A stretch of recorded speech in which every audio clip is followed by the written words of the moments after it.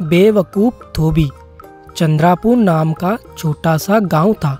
उसी गांव में भोलू नाम का एक धोबी रहता था।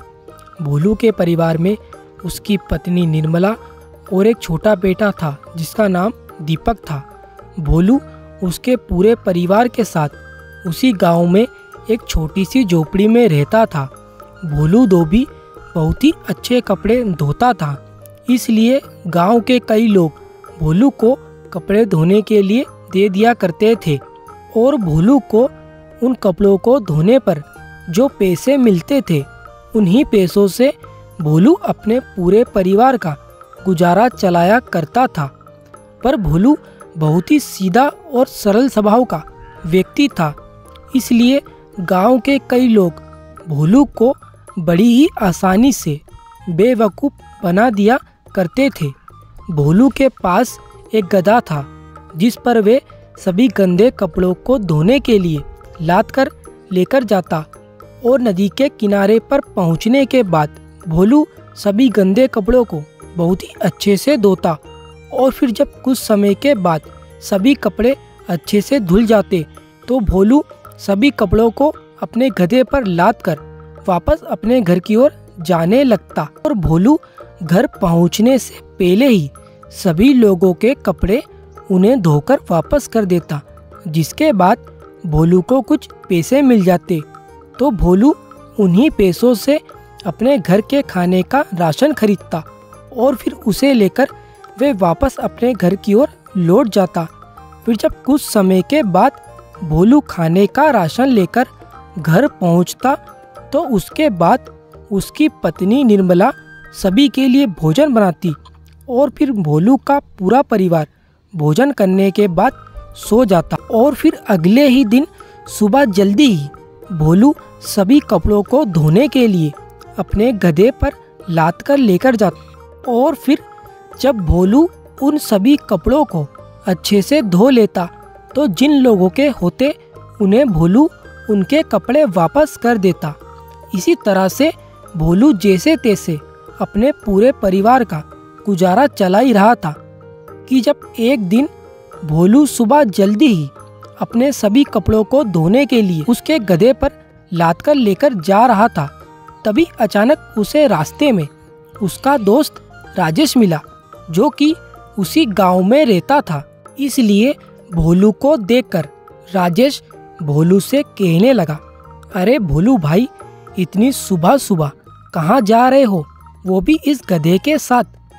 तभी राजेश की इस बात को सुनकर भोलू राजेश से कहने लगा, अरे राजेश भाई, तुम्हें तो पता ही है कि सुबह होते ही नदी के घाट पर कपड़े धोने वाले धोबियों की कितनी भीड़ लग जाती है, इसलिए मैं सुबह जल्दी ही सभी कपड़ों को धोने के लिए लेकर जा रहा हूँ ताकि जल्दी इन कपड़ों को अच्छे से धो सकूं। तभी भोलू के इतना कहने के बाद ही राजेश भोलू से कहने लगा, हाँ भोलू, तुम्हारा कहना तो बिल्कुल ठीक है, परंतु मेरे पास एक और तरकीब है जिसके माध्यम से तुम अपने सभी कपड़ों को धोने के लिए घाट पर बड़ी आसानी से लेकर जा सकते हो।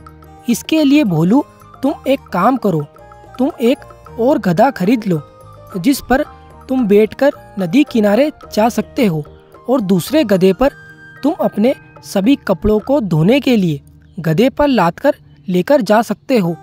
और भोलू, तुम्हारे ऐसा करने से तुम्हें पैदल आने जाने की समस्या नहीं होगी और यदि भोलू तुम्हारे पास आने जाने के लिए दूसरा गधा होगा तो तुम उस पर बैठकर कई बार नदी के घाट पर कपड़ों को धोने के लिए बड़ी आराम से लेकर जा सकते हो। तो बताओ भोलू, कैसी लगी मेरी राय? अब आगे तुम्हारी मर्जी, जैसा तुम्हें सही लगे वैसा तुम कर सकते हो। और इतना कहने के बाद ही राजेश मन ही मन में हंसता हुआ वहाँ से चला गया, क्योंकि उसे पता था कि इन सभी बातों का कोई मतलब नहीं है। उसने तो बस भोलू को परेशान करने के लिए यह सब बातें कही थी। और फिर राजेश के जाने के बाद भोलू सोचने लगा कि शायद हो सकता है राजेश सही कह रहा हो। इसलिए भोलू ने बिना सोचे समझे ही उसी दिन एक धोबी के यहाँ से एक और गधा खरीद लिया और फिर वे दोनों गधे को लेकर अपने घर पहुँचा। और फिर घर पहुँचने के बाद भोलू ने उसकी पत्नी निर्मला को पूरी बात बताई, जिसके बाद भोलू की इस बात को सुनकर उसकी पत्नी निर्मला भोलू पर बहुत गुस्सा हुई और फिर वे भोलू से कहने लगी कि आप भी क्या बिल्कुल बुद्धू हो? क्या आपको इतना भी नहीं पता है कि गधे पर भी कोई बैठकर जाता है? भला लगता है पूरा दिन गधे के साथ रहते रहते आप भी गधे की तरह ही सोचने लगे हो। तभी पत्नी की इन सभी कड़वी बातों को सुनकर भोलू बहुत ही दुखी हो गया और फिर वे उदास होकर उसकी पत्नी निर्मला से कहने लगा कि निर्मला, आखिरकार तुमने भी मेरे भोलेपन का मजाक उड़ा ही दिया। और वैसे दूसरा गधा खरीदने की राय मुझे राजेश दोस्त ने दी थी।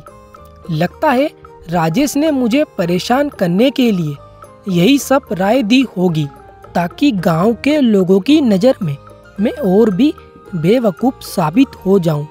और इतना कहने के बाद ही भोलू और भी ज़्यादा दुखी हो गया, जिसके बाद भोलू को इतना उदास देखकर उसकी पत्नी निर्मला भोलू से कहने लगी, अरे सुनिए जी, मेरे कहने का मतलब वो नहीं था जो आप समझ रहे हैं।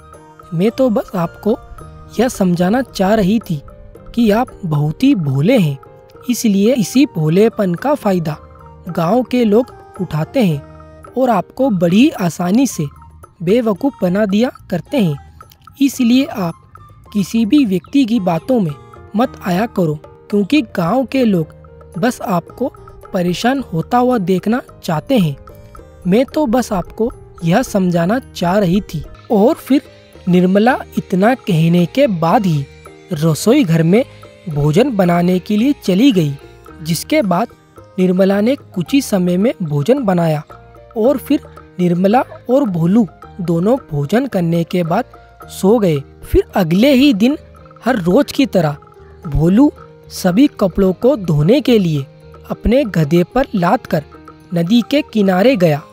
और फिर कुछ समय के बाद जब भोलू नदी के किनारे पर पहुंचा, तो उसके बाद भोलू ने हर रोज की तरह अपने सभी कपड़ों को धोना शुरू कर दिया। और फिर भोलू ने उस नदी के घाट पर अभी कुछ ही कपड़े धो ही थे कि तभी अचानक उस नदी में से एक जलपरी प्रकट हुई। और उस जलपरी को देखकर भोलू डर सा गया, क्योंकि उसने आज से पहले ऐसा दृश्य ना ही सुना था और ना ही देखा था। इसलिए अचानक से जलपरी को देखकर भोलू डर सा गया, उसे कुछ समझ नहीं आया। तभी भोलू को डरा हुआ देख वे जलपरी भोलू से कहने लगी कि भोलू डरो मत, मैं एक जादुई जलपरी हूँ और आज मैं तुम्हारी मदद करने के लिए यहाँ पर आई हूँ, क्योंकि मैं तुम्हें यहाँ पर कई दिनों से देख रही हूँ। तुम हर रोज़ इस नदी के घाट पर इतनी सुबह सुबह इतनी ठंड में इस नदी के पानी से कपड़े धोते हो, और वो भी बिना रुके। और तुम अपने कार्य के प्रति इतना मगन हो जाते हो कि तुम्हें अपने स्वास्थ्य का भी ध्यान नहीं रहता है। इसलिए भोलू, तुम्हारे कार्य के प्रति इतनी लगन को देखकर मैं बहुत खुश हुई। इसलिए भोलू, मैं आज तुम्हारी मदद करना चाहती हूँ और मैं जादुई जलपरी हूँ। इसलिए मैं तुम्हें कई सारे सोने चांदी के आभूषण दे सकती हूँ। बताओ तुम्हें इनमें से किस प्रकार के आभूषण चाहिए। तुम जिस भी प्रकार के आभूषण के लिए कहोगे वह तुम्हें अवश्य ही मिल जाएंगे। तभी उस जादुई जलपरी के इतना कहने के बाद ही भोलू बहुत ही खुश हो गया और फिर वे उस जादुई जलपरी से कहने लगा कि हे जादुई जलपरी, मैं तो एक साधारण सा धोबी हूँ, इसलिए मुझे सोने चांदी के आभूषण नहीं चाहिए, क्योंकि मैं इतने सारे आभूषण का क्या करूँगा। और जादुई जलपरी, यदि आप मेरी मदद करना चाहती हो तो मुझे कुछ ऐसी जादुई वस्तु दीजिए जिसकी मदद से मैं बहुत ही कम समय में अपने धोबी घाट के सभी कपड़े धो सकूं और वे बहुत ही चमकदार दिखाई दे। तभी भोलू की इस बात को सुनकर वे जादुई जलपरी बहुत ही खुश हुई, जिसके बाद वे जादुई जलपरी भोलू से कहने लगी कि भोलू तुम चिंता ना करो, यह इच्छा तुम्हारी अवश्य ही पूरी होगी।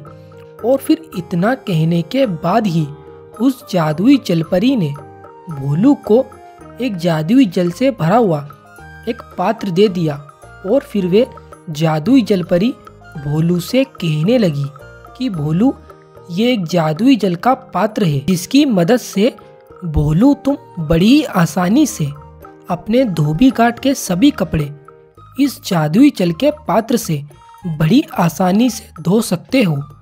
और भोलू यदि तुम इस जादुई जल की थोड़ी सी भी बूंदे यदि किस भी कपड़े पर डालोगे तो वे बहुत ही चमकदार दिखाई देगा और वे एकदम साफ सुथरा हो जाएगा।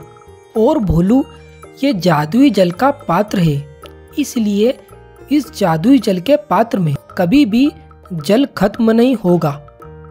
पर भोलू तुम्हें एक बात का विशेष ध्यान रखना होगा, यदि तुमने गलती से भी इस जादुई जल के पात्र के बारे में किसी भी व्यक्ति को बताया तो तुरंत उसी समय इस जादुई जल के पात्र की सारी शक्तियाँ खत्म हो जाएगी और उसके बाद ये जादुई जल का पात्र तुम्हारे किसी काम का नहीं रहेगा। और फिर इतना कहने के बाद ही वे जादुई जलपरी वापस पानी में चली गई, जिसके बाद भोलू उस जादुई जल के पात्र को देखकर बहुत खुश हुआ और फिर वे उस जादुई जल के पात्र को लेकर वापस अपने घर की ओर चला गया।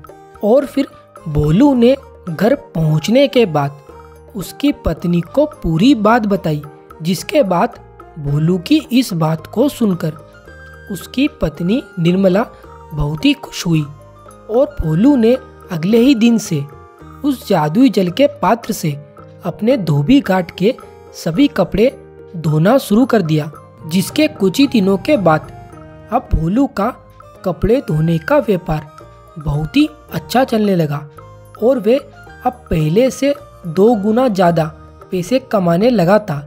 जिसके बाद भोलू की इतनी तरक्की को देखकर उसकी पत्नी निर्मला बहुत खुश थी। और इसी तरह अब कुछ महीने और बीत गए थे और अब भोलू गांव का सबसे अमीर व्यक्ति बन गया था।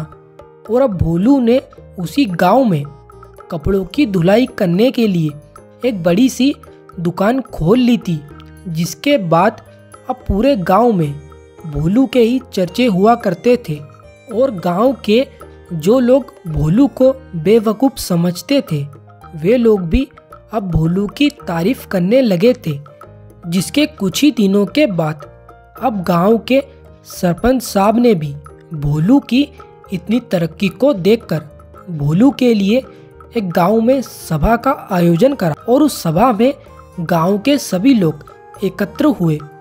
और उस सभा में भोलू ने काफ़ी देर तक अपने बीती कल की सारी बातें बताई कि किस तरह वे आज इस तरक्की पर पहुंचा।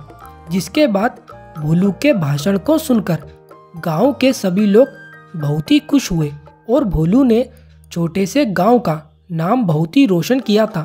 इसलिए गांव के सरपंच साहब ने पूरे गांव के सामने भोलू का सम्मान किया।